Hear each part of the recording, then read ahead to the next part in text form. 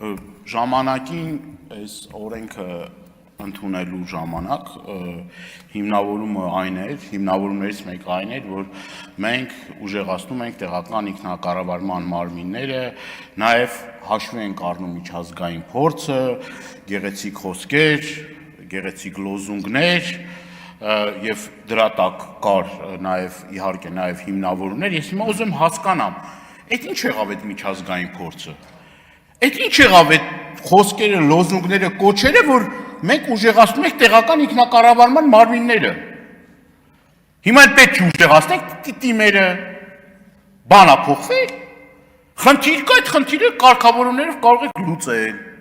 Ես չգիտեմ, հիմա ոտքի վրա կարող առաջարկներ անենք, որը որ քննարկելի կա, այս վերջի ճշմարտությունը չէ, էլի, բայց եթե այդ մարդիկ իրենց պաշտոններին չեն համապատասխանում, միգուցե ինչ որ գործընթաց լինի մարդկանց ատեստավորում կամ չգիտեմ, ինչ որ նաև որոշակի առումով վերապատրաստում է, այսինքն խնդիրը լուծելու ամենահեշտ ճանապարհը դա նա չի, որ սենց մի օր մի քանի տարի անցնի մենք է նորից էլի կտրուկ շրջադարձ կատարենք։ Անընդհատ մենք չենք կարող պերնամենտ մտնենք այս անդադ այս շրջափուլի մեջ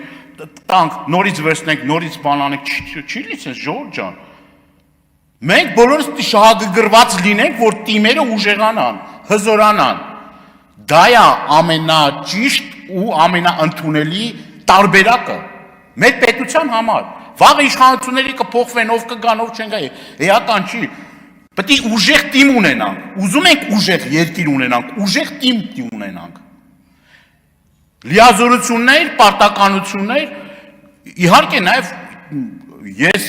քավլիցի չեմ էլ ասում, որ արդարադատության նախարարությունը դե գործառույթ չունի, անելիք չունի եւ այլն։ Անելիք էլ ունի միգուցե նաև որոշակի ինչ որ բաներ կա, որ պետք է ուժեղանա, բայց ամեն դեպքում սա մեզ համար ընդունելի է։